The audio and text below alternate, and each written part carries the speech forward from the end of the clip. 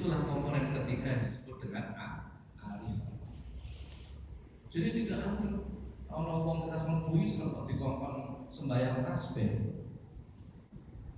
Wong kita mlebu Islam terus dikongkon sembahyang murtad meneh lah gitu kan. Ini namanya arif kan. Begitu memahami tahapan-tahapan. Bocah ini setelah mlebu SD kelas 1 SD baru belajar baca tulis. Ojo dikai pelajaran bahasa Inggris sesuk gak gelem sekolah kan begitu. Berislam itu juga begitu. Berislam itu juga begitu, ada kelasnya, pelan-pelan. Maka tidak sepatutnya bagi orang yang sekolah, bagi anak yang sekolah, kemudian dengan mudahnya menganggap dirinya telah paham.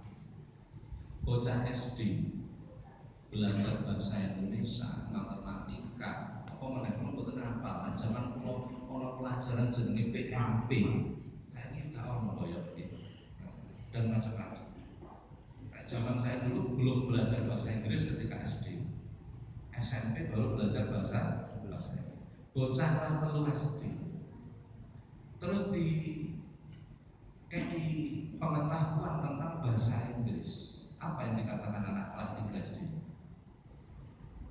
Aku sama masih sekolah mulai TK sampai saat ini gak tahu ngerti bahasa Inggris. Ujung-ujungnya terus melok, aneh kalau betul. Lah sekolahnya belum hari gitu loh maksudnya ya. Karena sekolahnya belum selesai. Seperti itu.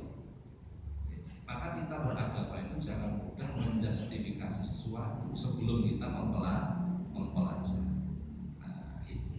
Itu definisi ulama.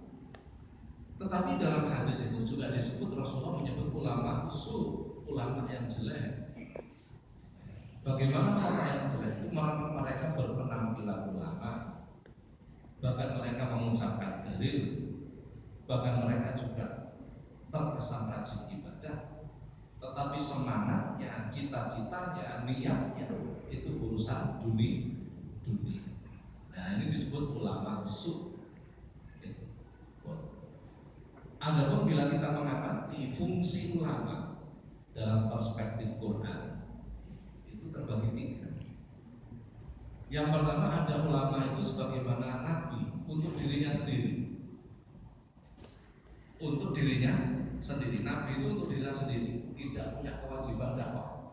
Yang punya kewajiban dakwah itu Rasul, karena membawa risalah. Jadi jumlah nabi kita jumlah nabi 124.000, yang menjadi Rasul 313, yang wajib diketahui 20 dan lain sebagainya.